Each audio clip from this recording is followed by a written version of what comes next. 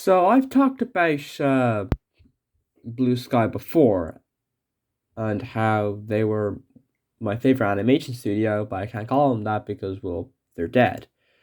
And I also mentioned how Disney took Ice Age and turned it into a disaster film, and I mean that literally. It's a disaster of a film.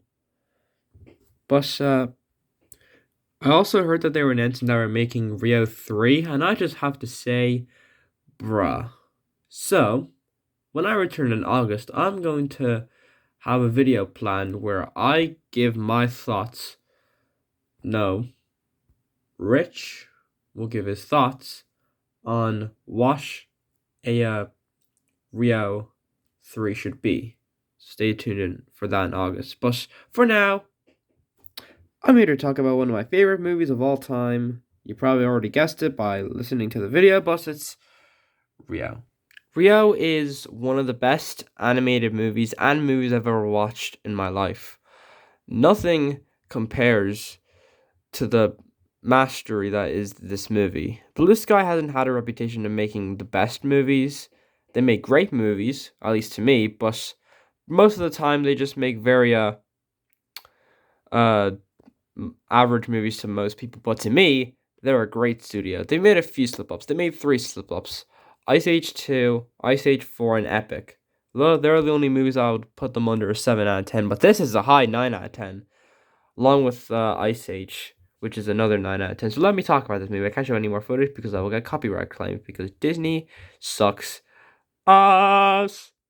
So the plot is about Blue, a blue macaw, or Spix macaw. Hold on, let me just yeah.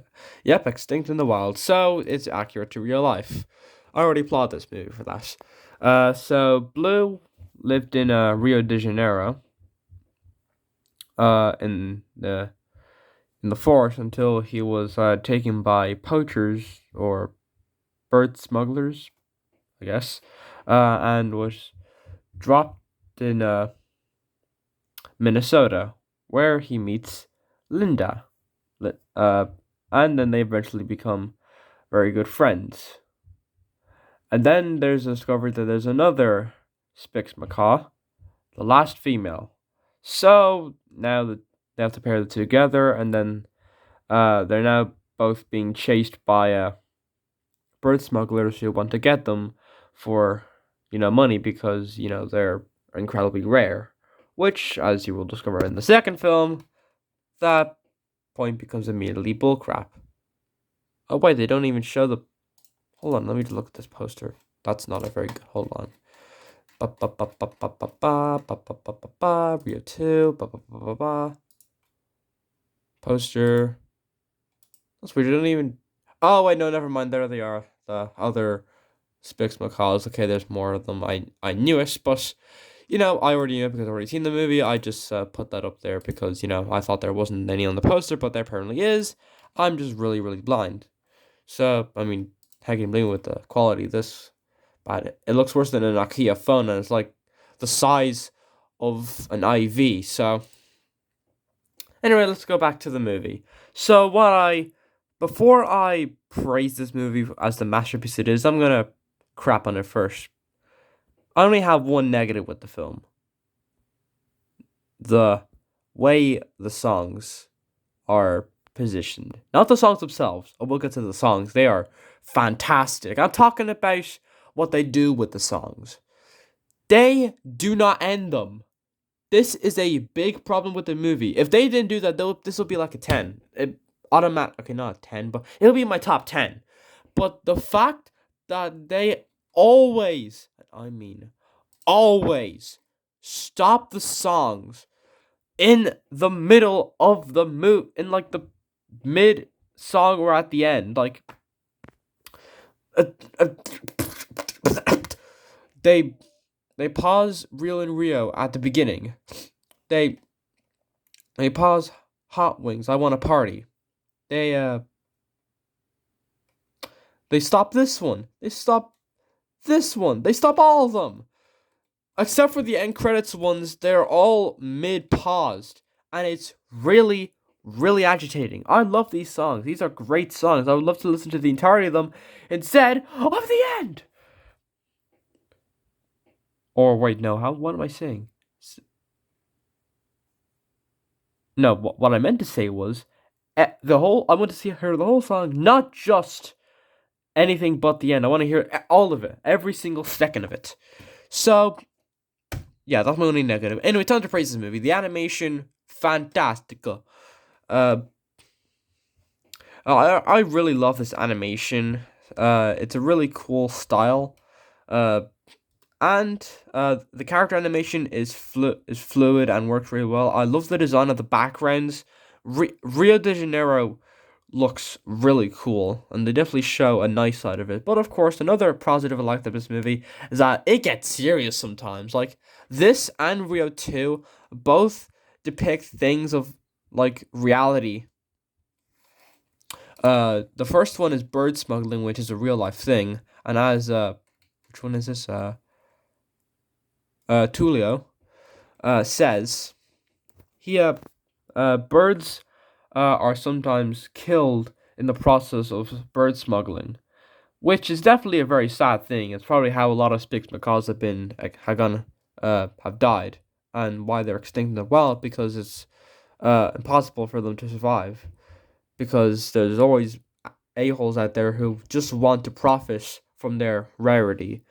But of course, in Rio 2, they decide to do a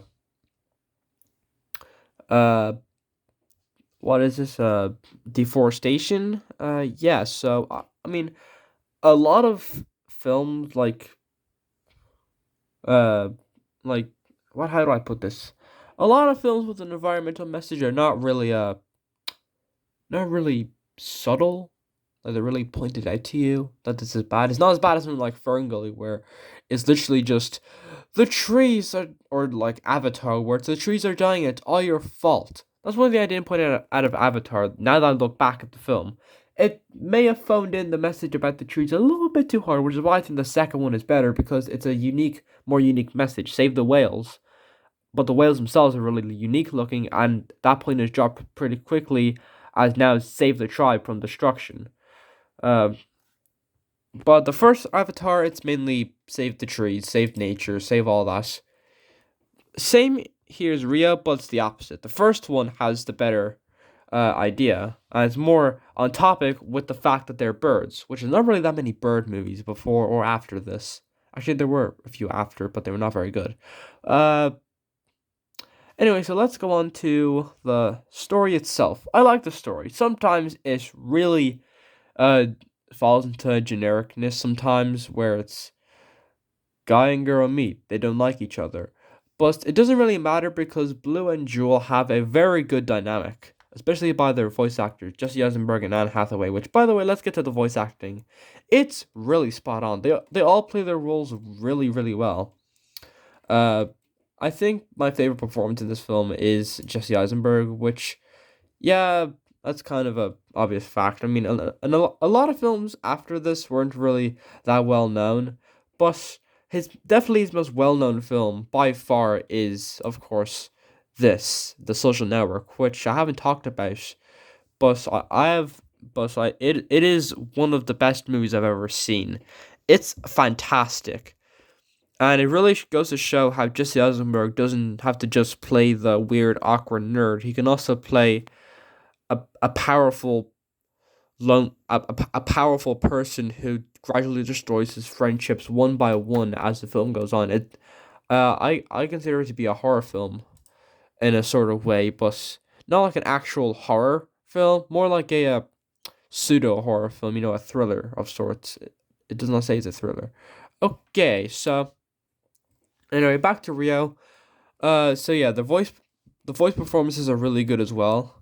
Also, I love watching this film with Jesse Eisenberg, and then going to something like Adventureland or Zombieland or Social Network where he swears, and then I love doing this, where I picture voice actors who swear a lot in kids films, and then immediately watch them swear up a storm, and then picture them with that very inappropriate dialogue. It's really funny, but I think the funniest one is picturing Steve Buscemi and Steve Buscemi in Fargo and John Goodman in The Big Lebowski swearing up a storm in Monsters Inc.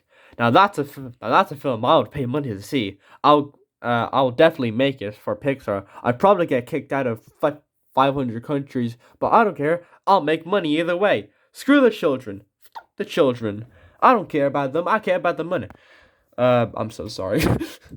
Anyway, that's a bit too far. Anyway, so let's get to the characters now. I like Blue. He's not your typical you know character where he's a nerd, he's a loser, he's weighing down on everyone, he has to prove that he's the best. But no, that's not him. He just wants to go back to Rio, I guess. Go back to Minnesota, I guess. He doesn't care about Joel at first. Sometimes he outsmarts Joel sometimes with his ability to not fly. Oh yeah, he can't fly. That's a thing. But he does fly at the end. Spoilers, I'm sorry. This is a great movie.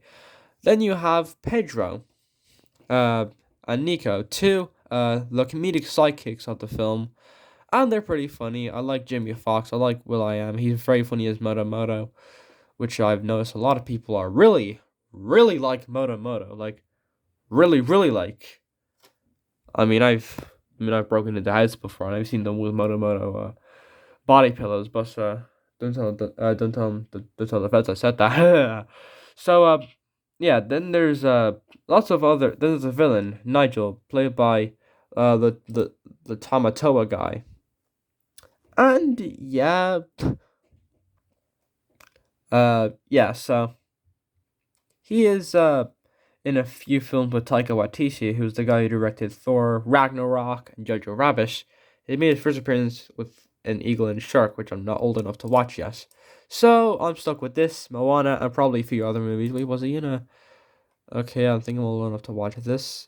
Yeah. So anyway, then there's the villains, the smugglers. There's Linda and Tulia, who are also a really good couple as well. I think I've mentioned every character in this list. Who's Jewel? Oh, her. Okay. Okay, so I might have done a little bit of very not PC things about Jewel off camera. Because honestly, screw it, I'm gonna get cancelled anyway.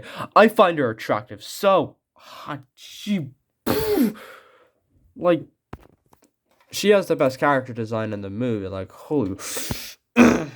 Ooh, okay. Okay, I'm gonna see you in a bit. A few horrible minutes later. Woo, okay, that was fun. Anyway, okay, where was I? Oh, yeah, a little longer than a few have. Okay, I think I'm done. Woo! That was the best 10 minutes of thing I've ever had. Woo! Okay. Anyway, where was I? Yeah. I like Jewel as a character, aside from her physique. Woo!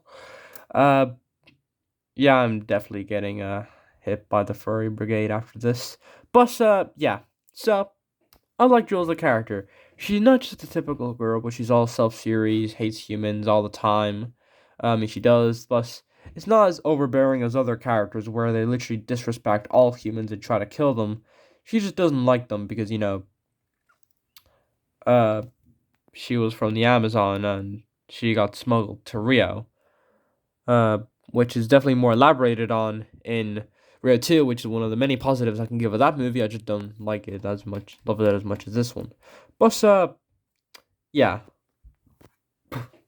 This is I like Jewel as a character. She's not just, self-serious all the time. She is vulnerable as well, and definitely has her emotional moments.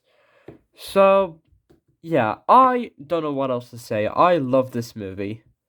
I love everything about it, aside from the fact that the songs never can never end because for comedy, but that does not work. I like the songs. Which, speaking of, goddamn, the songs are great. I can't play any of them because copyright. But yeah, find the soundtrack, listen to the songs. They're fantastic. So yeah, I love the songs. Love the I love the characters. I find them really likable, and I find the villain really cool as well. I think Tomato is still better. Uh, I love the story. It takes a typical concept and flips it on its head.